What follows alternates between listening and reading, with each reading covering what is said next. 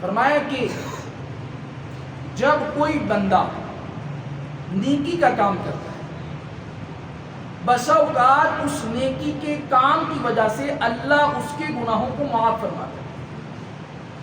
اللہ قادر ہے، اللہ بے نیاز ہے، اللہ سے کوئی پوچھنے والا نہیں ہے، اللہ رب العزت کے پاس تمام تر اختیارات ہیں، تمام تر طاقتوں کا مالک ہے وہ۔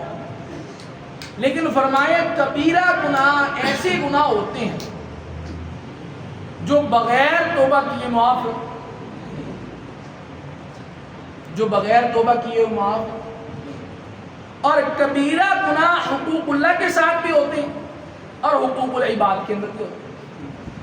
اور جو حقوق العباد کے اندر کبیرہ گناہ ہو، وہ بندہ جو حقوق العباد کے اندر کمی کوتاہی کرنے والا ہے، سارا دن، ساری رات، سارا ہفتہ، سارا مہینہ، سارا سال روتا رہے، گڑ گڑاتا رہے، اللہ کے حضور اللہ معاف نہیں کرتا۔ یہ اللہ کا اصول ہے، اللہ کی سنت ہے۔ کب تک اس کو معافی نہیں ملے گی؟ تب تک اس کو معافی نہیں ملے گی جب تک وہ بندہ اس بندے سے معافی نہ مانگ لے جس کے ساتھ اس نے ظلم کیا۔ اور حقوق اللہ کے اندر بہت سارے ایسے حقوق اللہ ہیں کہ اللہ رب العزت توبہ کے بعد ان کو کیا فرما دیں گے؟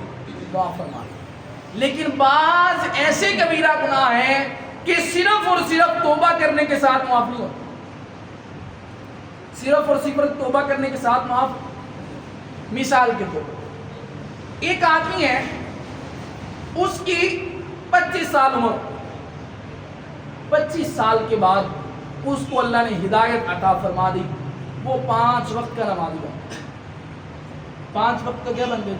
نمازی بن۔ اب یہ جو 25 سال پیچھے 12-14 سال کی عمر میں یہ بالغ ہو گیا، اب یہ باقی جو 10-11 سال بنتے ہیں، یہ جو 10-11 سال اس میں نمازیں نہیں پڑھی، ان نمازوں کی معافی کے لیے وہ بندہ جو اب 5 وقت کا نمازی بن گیا ہے اور رو رو کر اللہ کے حضور توبہ استغفار کرے، یہاں تک کہ اس کی آنکھوں کا پانی ختم ہو جائے، خون آنا شروع ہو جائے، تب بھی اللہ معاف کرنے والا۔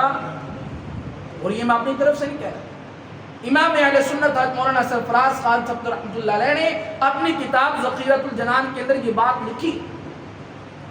حضرت نے فرمایا کہ اس لیے کہ نماز جو ہے وہ اللہ رب العزت کی طرف سے بندے پر کیا ہے؟ فرض ہے۔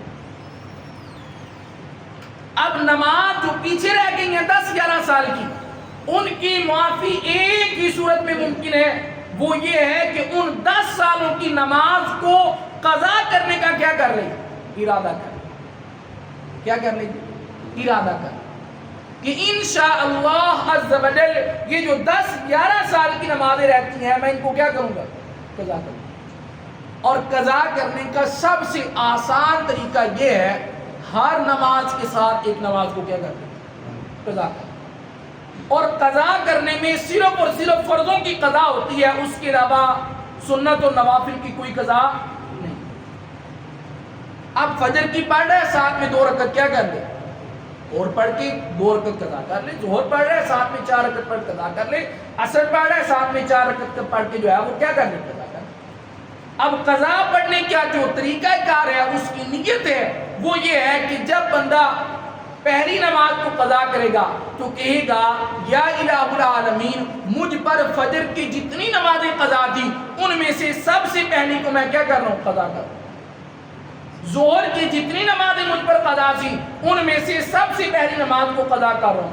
عصر کی، مغرب کی، عشاء کی، اگلے دن جب دوبارہ سے یہ کام شروع کرے پھر وہی نیت کرے یا الہ العالمین، مجھ پر فجر کی جتنی نمازیں قضا تھی ان میں سے جو پہلی ہے میں اس کو کیا کر رہا ہوں؟ قضا کر رہا ہوں۔ کیونکہ جو کل پہلی تھی وہ تو قضا ہو گئی، وہ کیا ہو گئی؟ قضا ہو گئی۔ اب دوبارہ سے جو ہے وہ اسی ترتیب کے ساتھ چلتا جائے گا۔ علماء نے لکھا ہے کہ اگر اسی ترتیب کو اپنائے ہوئے، اختیار کرتے ہوئے اگر کوئی شخص اس دنیا سے چلا جاتا ہے، ایسے شخص کے متعلق اللہ رب العزت کی بارگاہ میں اس بات کی قطعی امید کی جا سکتی ہے کہ اللہ تبارک و تعالی جو نمازیں اب اس سے رہ گئی ہیں ان کے بارے میں اس سے سوال نہیں کرے، کیونکہ اس نے نیت کی تھی، ارادہ کیا تھا، اور اس نیت کو، اس ارادے کو پورا کرنے کے لیے کیا کر رہا تھا؟ جدوجہد کر رہا تھا۔